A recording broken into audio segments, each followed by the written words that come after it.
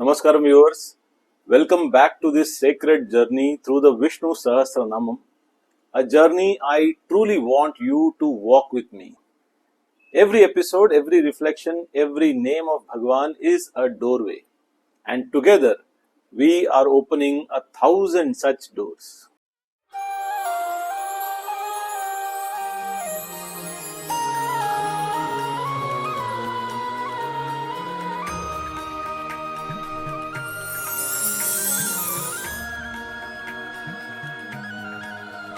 And for those of you who are joining for the first time, let me share where this journey has taken us so far. We began with the Bhishma Yudhishthira Samvada, the setting where this timeless stotram was first revealed.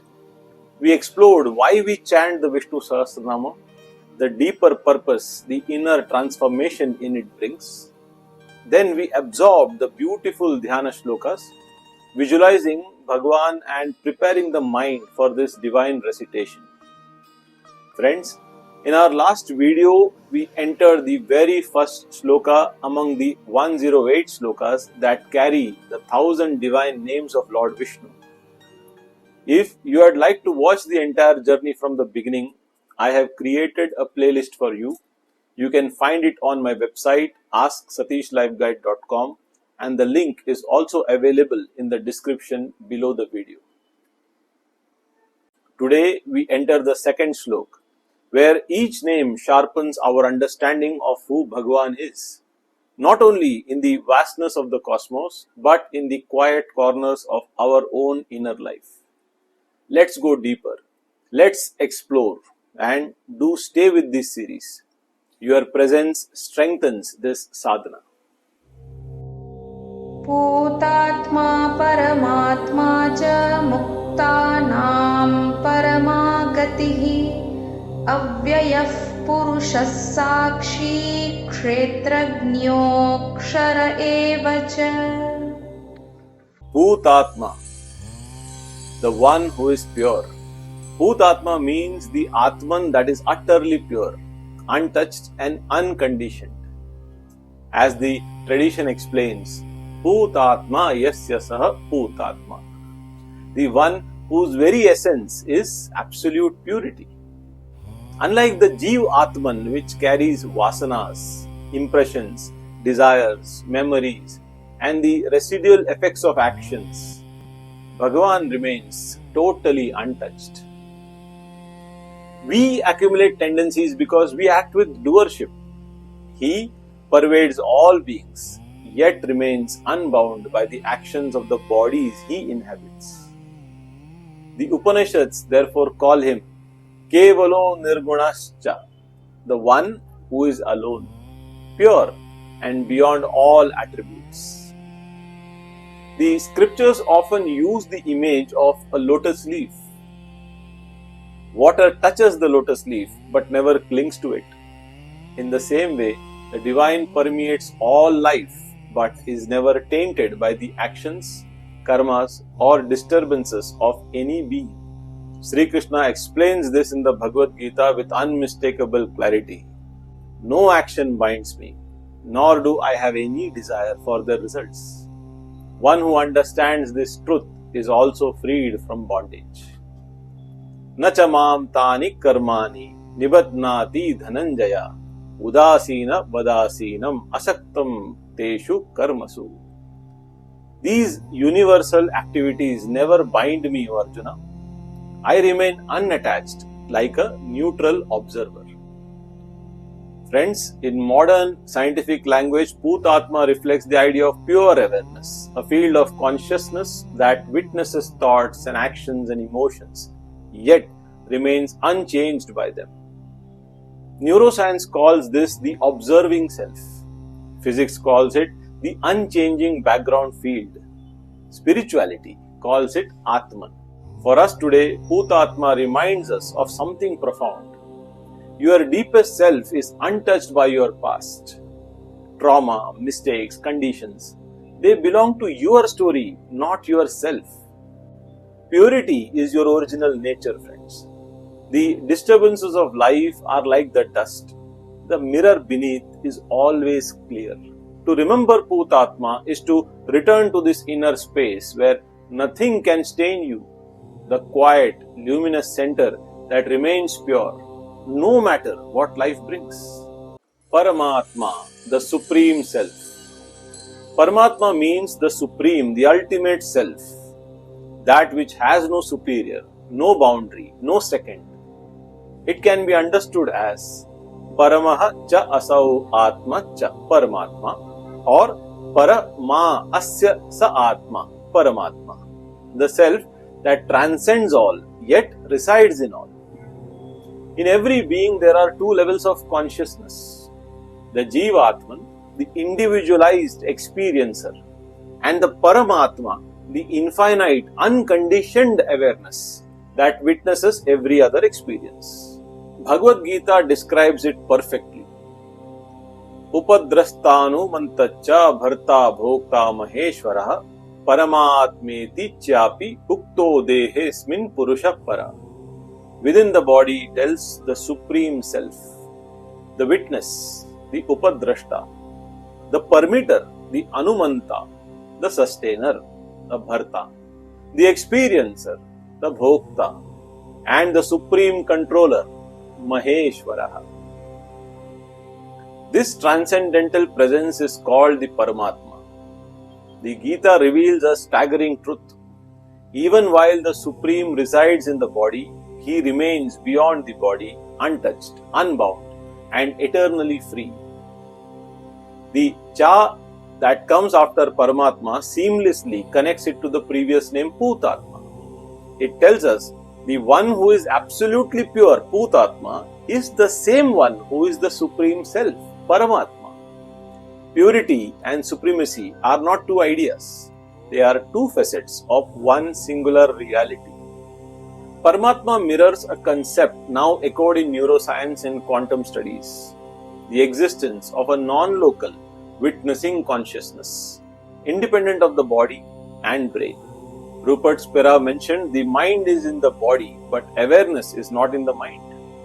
The witnessing awareness that observes thoughts, emotions, sensations, and even the body itself, that silent background presence is what the Gita calls it as Paramatma. Muktanam Paramagatihi, the ultimate goal of all liberated souls. Muktanam Paramagatihi means the supreme destination of the liberated ones. This Nama tells us a profound truth.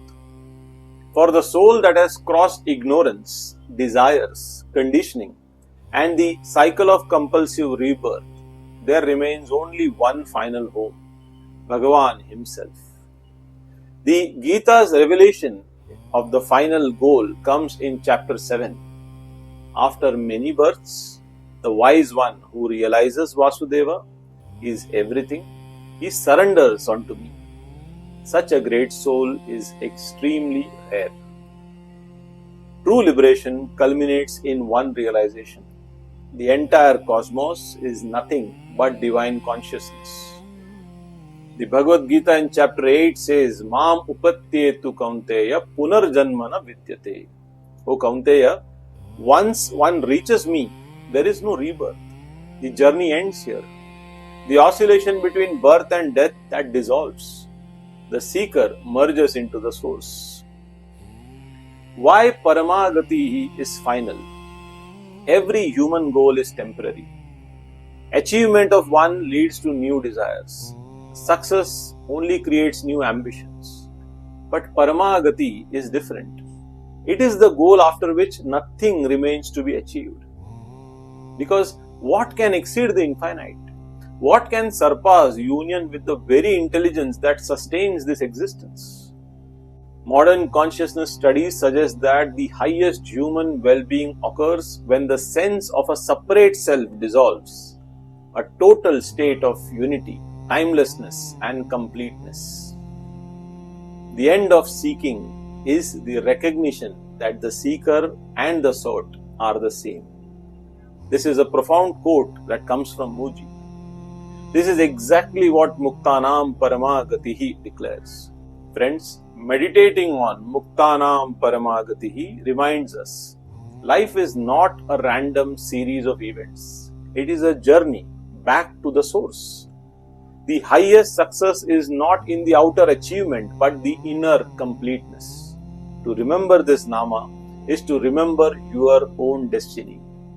You are traveling towards the one you came from.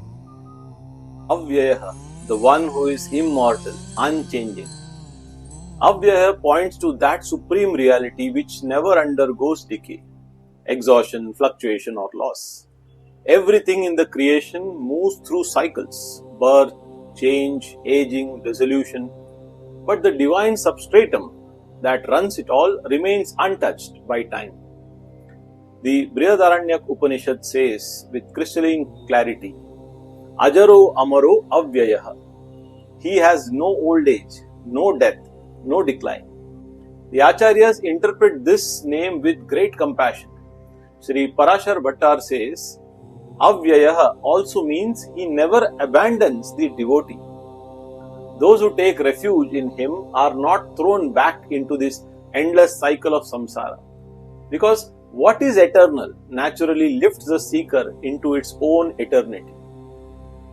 Friends, to meditate on Avyayaha is to recognize this changeless presence within ourselves, the silent witness that is untouched by even time, the inner core that has never grown old, never fragmented, and never decayed. Purushaha, the one who resides in all beings. Purushaha is a beautifully layered name, each interpretation opening a new doorway into the nature of the divine. Purusanoti iti Purushaha. He is Purusha because he gives abundantly. Puru means in full measure. Sanoti means bestows. The divine is not a distant observer. He is a generous giver, pouring grace into every corner of life. Puram Shariram Tasmin Seteti Purushaha. The body is a sacred city and he dwells within it. The Mahabharata describes it as Navadwaram Puram Punyam Vyapya Sete Mahatma. This 9-gated fort, the human body, is his temple. He is the inner resident, the silent witness in every breath. Pura Asit iti Purushaha. He is called Purusha because he existed before all. The Taittiriya Samhita echoes this timelessness. Purvam eva aham iha asam. I was here before anything else. He is the primal presence, the origin before the origins. And Purayati iti Purushaha. He is the one who completes, who fills, who brings fulfillment. Nothing in this world is whole without him. He is the essence that makes existence meaningful. And Swami Chinmayananda beautifully notes that these multiple meanings are not contradictions. They are windows through which we understand more deeply the nature of the divine indweller. Purusha is both the giver, the resident, the ancient one, and the one who fulfills. Sakshi, the one who witnesses everything. Sakshi is one of the most profound names of Bhagavan, for it reveals his nature as the eternal witness, untouched, unclouded, and ever aware. Sri Adi Shankaracharya explains, he sees everything directly by his own inherent awareness, without the help of any instrument. Unlike us, whose perception is dependent on the senses or the mind and intellect, his seeing is pure, immediate, and effortless. He does not need eyes to see, does not need ears to hear, or a mind to think. He perceives simply by being, because awareness is his very nature. Sri Parashar Bhattar adds a beautiful nuance. Bhagavan is the witness of the bliss of liberated souls. He watches the joy they experience in him, and in that witnessing, he himself delights. Just as a mother is fulfilled seeing her child happy, the Lord finds joy in the joy of his devotees. To contemplate on the name Sakshi is to remember there is a presence within us that is watching without judgment, that is watching without agenda, that is watching without fatigue. When we become aware of this witness, life becomes lighter. Experiences come and go, but the Sakshi within remains still, silent and serene. Kshetragya, the knower of the field. The word Kshetra ordinarily means a field or a territory, but in Vedanta it refers to something much more intimate. Our own body, our own inner world of experiences, thoughts, emotions, tendencies and actions. Bhagavan himself explains this beautifully in the Bhagavad Gita. O Arjun, this body is called the field of activity. One who knows this field is called the knower of that field. Thus, Kshetragya is one who knows the Kshetra, the one who fully knows and pervades this entire field called the body. But here is the subtlety. We think we are knowers of our body and mind, yet Bhagavan immediately clarifies, Kshetram chapi mam vidhi. Know me as the knower of the Kshetra. Meaning, the true knower of all thoughts, all movements, all sensations, all intentions within this body is not this limited I, but the supreme consciousness that is residing within. The mind may know one thought, the intellect may know one idea, but the Kshetragya knows all of it, the entire field in all beings at all times. This recognition completely shifts our spiritual understanding. We stop confusing the changing field of body and mind with the unchanging knower, that is Atma. Sri Parashar Bhattar's deeper interpretation is like this. He offers a beautiful devotional perspective to it. He says, Kshetragya is the one who knows exactly where to lead the liberated souls so they may experience perfect and final bliss. Here he uses word Kshetra in the context of the exact abode where the liberated soul's journey ends, the realm of the Paramananda, the supreme bliss. Thus friends, Bhagavan is both the knower of the inner field of our body and the knower of the ultimate field of divine bliss to which the Mukta is guided. He knows our inner landscape and he also knows our final destination. Aksharaha, he who is without destruction. Sri Adi Shankaracharya gives a simple but profound definition. Sa eva naksharati iti aksharaha. He alone does not perish. Everything in creation changes, right? Decays, transforms, and eventually everything dissolves. But Akshara Purusha, the Supreme Self alone, remains unchanged, unaging, undying. He is the imperishable reality behind the ever-changing universe. This Nama stands in contrast to the previous one, Kshetragya, the knower of the field. There, the emphasis is on the Jeev Atman, the individual self that is observing the body and this mind field. Here in Akshara, the Upanishad's focus shifts to the Paramatman, the ultimate self. The significance of Evacha here is a subtle spiritual link. Shankaracharya beautifully highlights the importance of these conjunctions, Eva and Cha. Eva means indeed, alone, indicating that in their deepest essence, Kshetragya, Jivatma and Aksharaha, Paramatma are one. The consciousness that knows the field and the consciousness that is beyond all the fields are ultimately the same. Cha adds a nuance.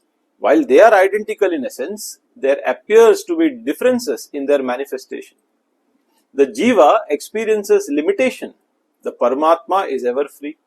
Thus, Eva Cha quietly bridges this truth of oneness with the practicality of apparent distinction. This subtle grammatical connection is actually very Vedantic teaching in disguise. The bliss of contemplating Him, the peace that arises from resting in Him, the fulfillment of surrendering to Him, all of these, my friends, are Aksharananda, the joy that never fades. Friends, in these 8 names, Bhishma paints a complete portrait of the divine. Bhutatma, the one who remains utterly pure, untouched by the actions of the body in which he resides. Paramatma, the supreme consciousness, the knower, the seer, the enjoyer, the sustainer. Muktanam paramagati, the highest state that the liberated reach, the very destination called moksha. Avyayaha, immortal, undecaying, beyond all change. Purushaha, the indweller in this body, the one who resides in this nine-gated city. Sakshi, the omniscient witness who sees everything without instruments, without interruption. Kshetrajya, the knower of the field, the one who guides devotees into supreme bliss. Aksharaha, eternal, indestructible, the still core that never perishes. Friends, each name is not only a description of Bhagavan, it is an invitation to recognize His presence within your own inner field of experience. If this journey resonates with you, I invite you to stay connected as we move to the next shloka and continue unlocking these 1,000 names with clarity, devotion, and depth. You can find the entire playlist of this series on my website AskSatishLifeGuide.com. The link is given in the description below. Until we meet in the next video, Hari Om Tat Sat. Om Namo Bhagavate Vasudevaya. Om Namo Narayanaya.